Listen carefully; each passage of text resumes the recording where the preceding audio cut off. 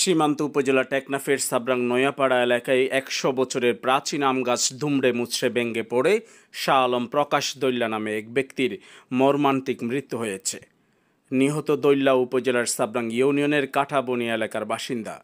শুক্রবার ২৫ এপ্রিল বেলা ১২টার দিকে সাবরাং ইউপির নয়াপাড়া সরকারি প্রাথমিক বিদ্যালয়ের সামনে এ মর্মান্তিক দুর্ঘটনাটি ঘটে। ঘটনার সত্যতা নিশ্চিত করে প্রত্যক্ষদর্শী শফিক আহমদ বলেন, শুক্রবার সকালে দৈল্লা রান্নার কাজে ব্যবহারের জন্য শুকনা আম পাতা কুড়াচ্ছিল। হঠাৎ গাছটির অর্ধাংশ দুমড়ে মুচড়ে ভেঙে দৈল্লার গায়ের উপর পড়ে। উপস্থিত জনতার রক্তাক্ত দৈল্লাকে উদ্ধার করে টেকনাফ উপজেলা স্বাস্থ্য কমপ্লেক্সে নিয়ে গেলে কর্তব্যরত চিকিৎসক মৃত ঘোষণা করেন। তবে সৌভাগ্যক্রমে তিনি প্রাণে বেঁচে যান বলে জানান।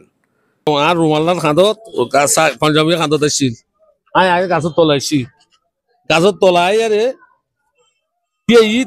গাছ মরার তখন ফাতা খোঁচার কদিন আদায় করি গাছ খোঁচাই দালা করে তখন গাছ মরাই আইজার গাছ যখন মরমারা টিয়ে গিয়ে গই আয় ভিতর বিকে না যাই ভার বিকে স্কুলে পুনারো জোয়াই গিয়ে গই পুনারো জোয়াইবার পর মানে গাছ চলছে গাছ আর ভিড়ত মার দাব দি পাতা পাতা তাপ দিয়ে গাছত তুলছি ভিড়ত তখন আগে মানুষ বা করে গিয়ে গই মানুষ বা করে গিয়ে সাইডে কিবা কথা না গাছত তোলে তাড়াতাড়ি আমি উজোর করি আর মানুষ দালা করি কিন্তু কত বাড়াম গলা দি গাছত তখন লাশ নেওয়া হইলে বলে মানে একা কাল উজ্জি তারা গাড়ি বলি লই যাবার মারা যায়।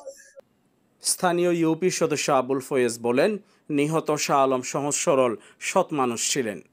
ঘটনাটি সম্পূর্ণ আল্লাহ প্রদত্ত, এতে কারো হাত নেই। তাই পরিবার বিনা ময়না তদন্তে মরদেহ দাফনের আবেদন করেছেন। আসলে উনি সহজ সরল সৎ মানুষ ছিল। এই ঘটনাটা হচ্ছে আল্লাহ প্রদত্ত হয়ে গেছে। আসলে এখানে কারো হাত নেই।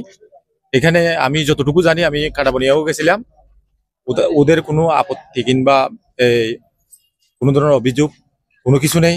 যার সুবাদে ওনারা বিনা ময়না তদন্তে আবেদন অলরেডি থানার মধ্যে করেছে। এরপরে হচ্ছে আর আইনগতভাবে যে ফর্মালিটিস আছে এই ফর্মালিটিস মেনটেন করে ফাইনালি এশারের পরে ওর দাফন কাফনের হয়ে দেওয়া সুব্যবস্থা হয়ে যাবে ইনশাল্লাহ। নিউজ ডেস্ক, রূপান্তর।